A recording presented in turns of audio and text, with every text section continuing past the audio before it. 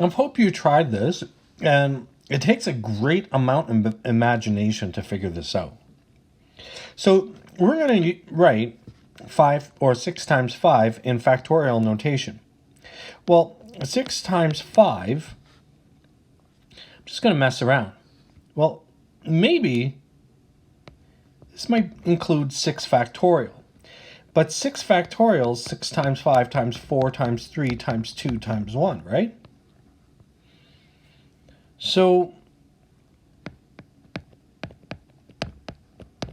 I have a suspicion that I'm going to use 6 factorial. Now,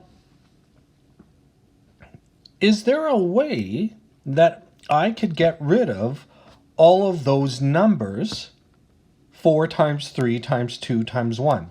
Can you imagine a quantity, a mathematical operation that would get rid of multiplying 4 times 3 times 2 times 1?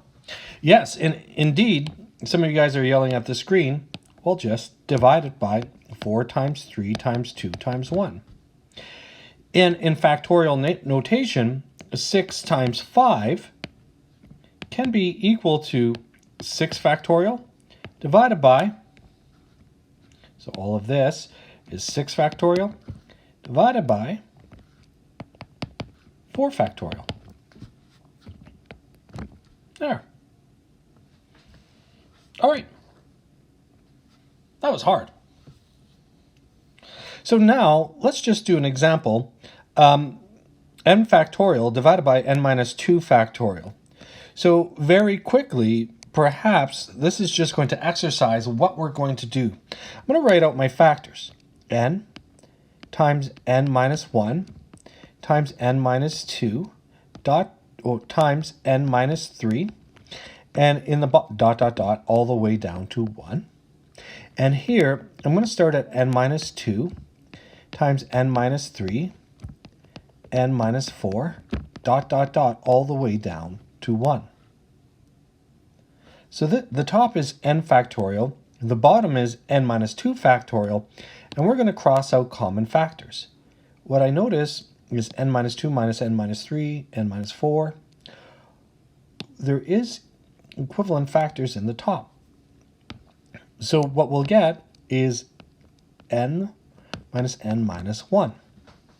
Now notice I started off with n and I went the next number lower, which is n minus 1.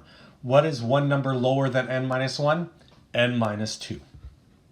All right, let's go on to the next example.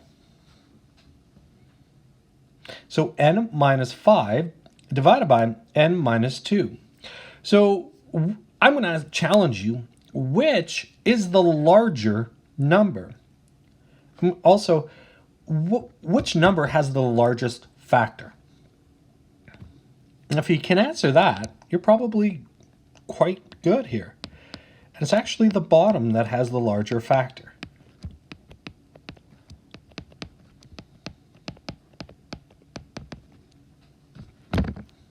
Because n minus 2 is larger than n minus 5.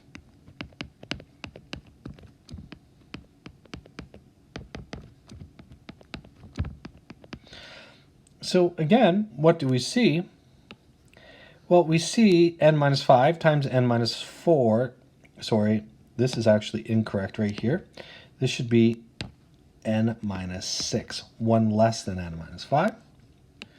What we notice is that we're going to have counting down factors in n minus 5 and n minus 5. So really here what we get is 1 divided by n minus 2, n minus 3, and n minus 4. I'm going to take an alternative way to do this. Which is the largest factor, or which contains the largest factors? It's n minus 2. So I could write, this is going to be pretty tricky. I'm going to change up n minus 2 factorial, and I'm just going to say n minus 2 times n minus 3 times n minus 4 times. Now here is where I get really clever.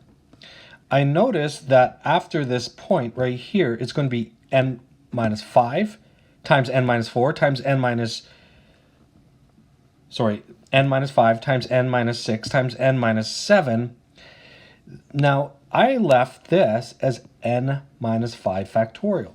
So in the bottom, I know that I'm going to hit a point in which I'm going to hit n minus 5 factorial. So now I can just cross out these two factors and be left with 1 over n minus 2 times n minus 3 times n minus 4.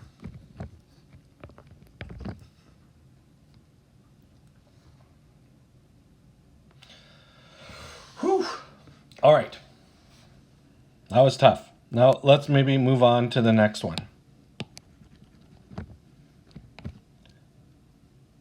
So I could take an expanded approach here.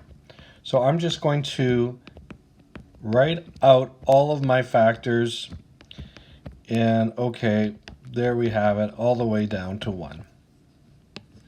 Now, n plus 1 factorial is n plus 1 times n minus 1 times n minus 2 times n minus 3, all the way down to 1.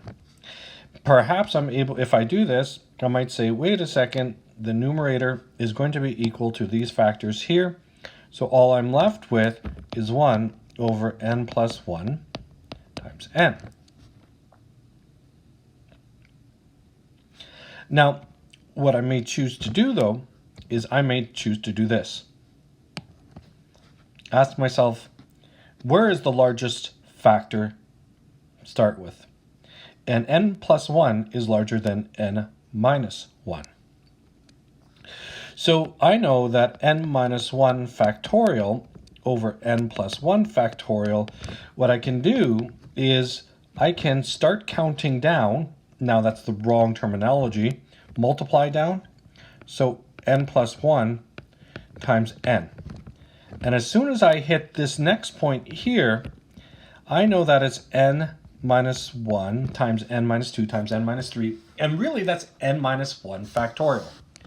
Divided by n minus 1 factorial, those two factors cancel each other